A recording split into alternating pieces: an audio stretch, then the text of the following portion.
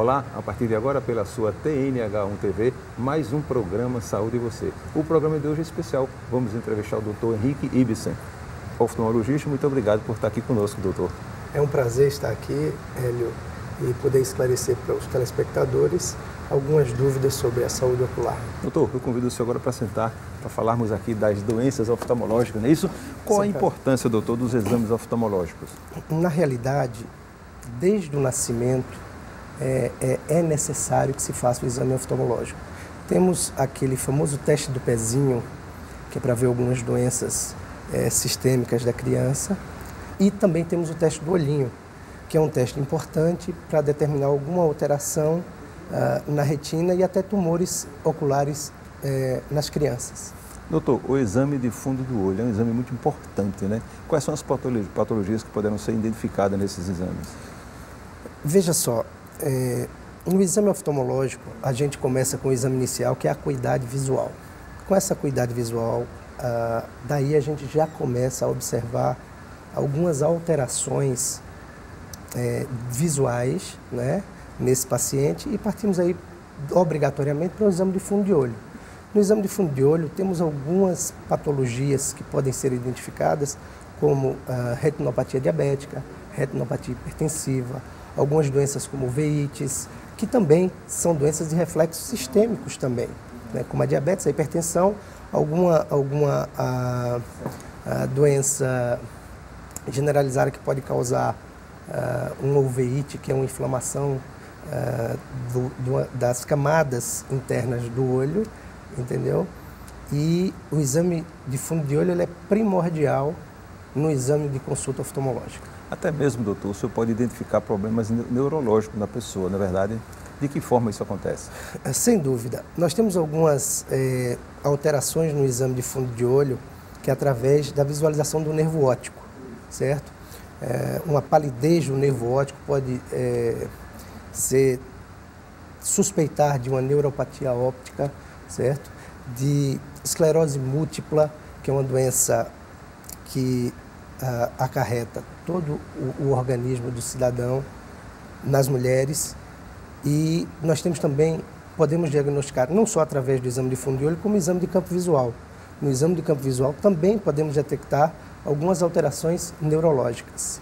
Agora, doutor, retinopatia diabética, quando é que isso acontece? Quando leva o paciente a chegar a esse ponto?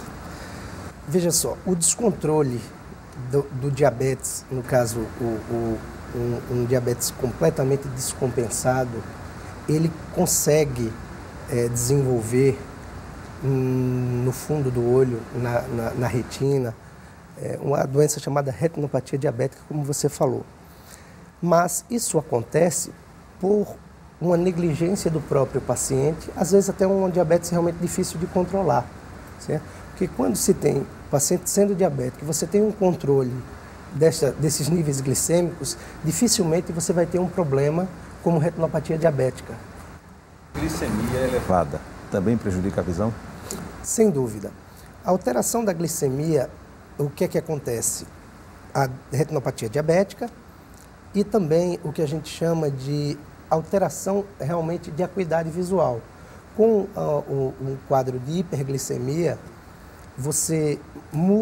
se muda a forma do cristalino e às vezes aquele óculos que você usava, que tinha sido prescrito pelo seu oftalmologista, e de repente essa glicemia subiu, esse óculos ele não vai servir mais, porque mudou a forma da principal lente do olho, que é o cristalino. Doutor, e a criança, ela sempre tem problemas oftalmológicos? Tem idade certa para levar uma criança para o oftalmologista, doutor? Voltando ao teste do olhinho, logo após o nascimento, o ideal é que você leve para que seja feito o teste do olhinho, para que se verifique no exame de fundo de olho também o reflexo vermelho da retina, pois algumas doenças, como retinopatia da prematuridade, pode ser identificada, crianças que nascem prematuras, um tumor extremamente agressivo chamado retinoblastoma, que é aquele olho branco, que quando você bate a foto e vê no olhinho, na menina do olho, uma opacidade esbranquiçada, que é um tumor extremamente agressivo que pode, tá entendendo, acarretar problemas seríssimos na criança, até a perda do globo ocular. E o recém-nascido? Quais são as doenças mais comuns nesse recém-nascido, doutor? Veja só, algumas afecções oculares, né, conjuntivites, você pode ter obstrução de canal lacrimal, quando a criança fica remelando muito e não se consegue achar uma causa. São algumas dessas doenças que são observadas. Catarata congênita pode acontecer também, certo?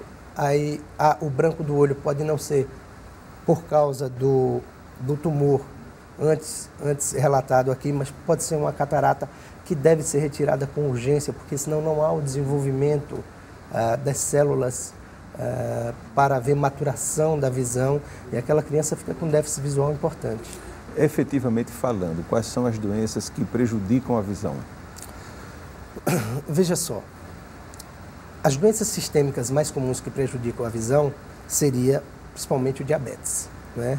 O diabetes ele é responsável por uma evolução até para cegueira irreversível do paciente, num percentual até considerável, pois depois da retina acometida pelo diabetes, fica muito difícil de você ter retorno dessa visão desse paciente. Mas nós temos a hipertensão também, nós temos algumas doenças sistêmicas como doenças até como HIV, sífilis, algumas dessas doenças que podem ter repercussão no olho.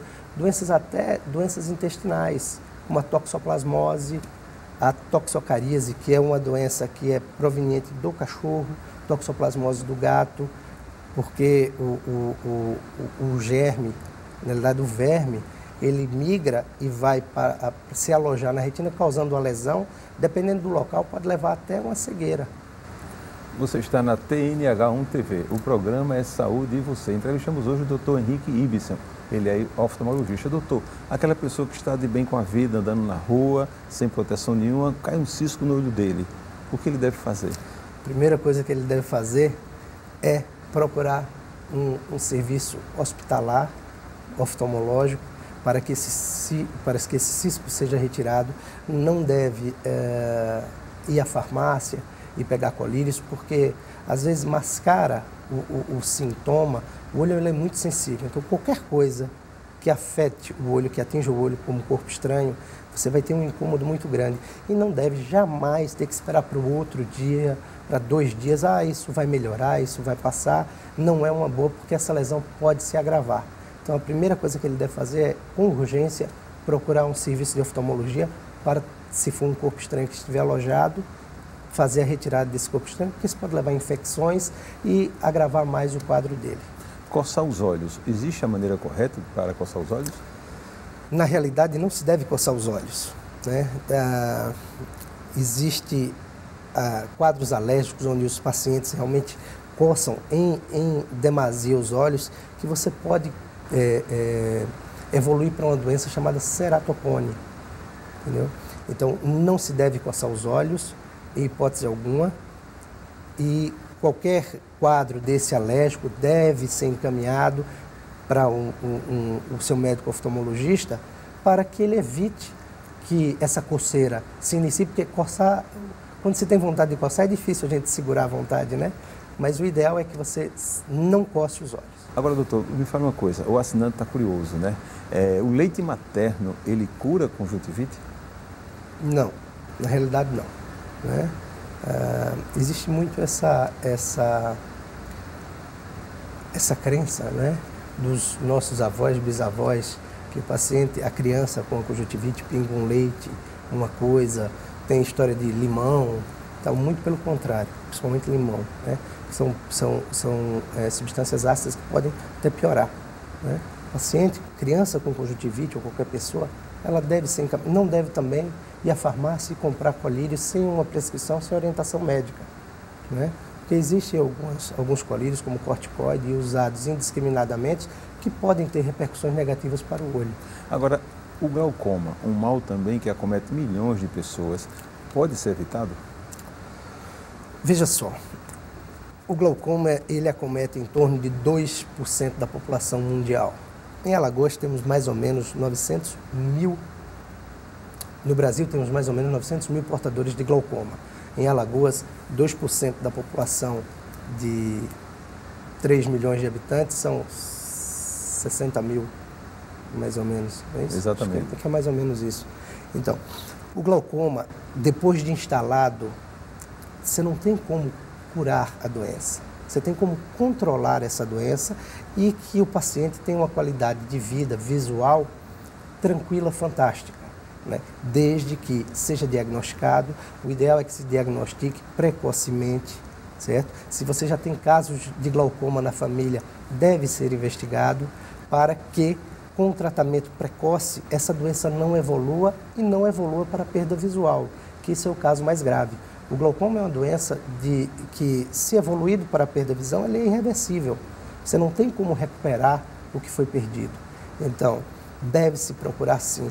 O ideal é que se faça o exame oftalmológico pelo menos uma vez por ano, porque o glaucoma, além do que, é uma doença silenciosa. A gente não percebe que está perdendo o campo de visão. Então, é uma doença silenciosa.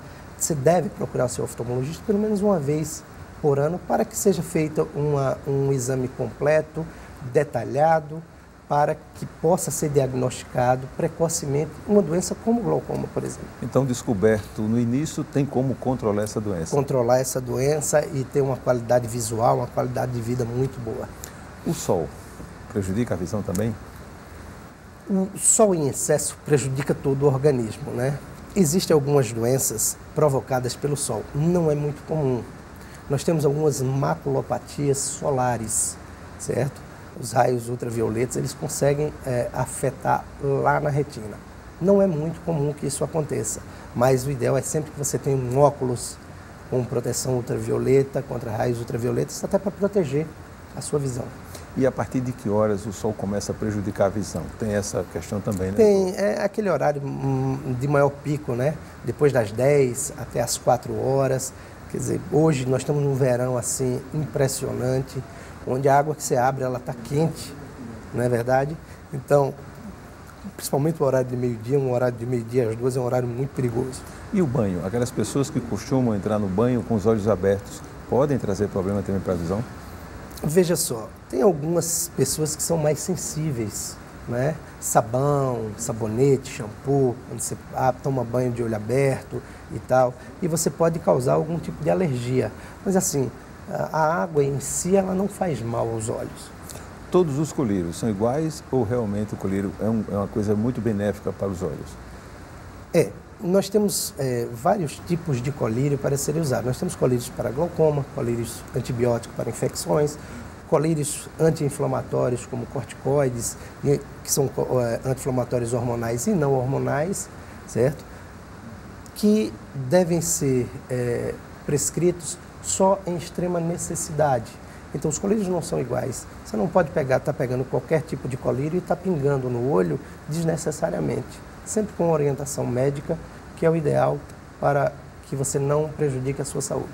Doutor, vou pedir licença ao senhor aí, e você que está em casa, eu volto daqui a pouco, depois de nossos comerciais, né? Rapidinho.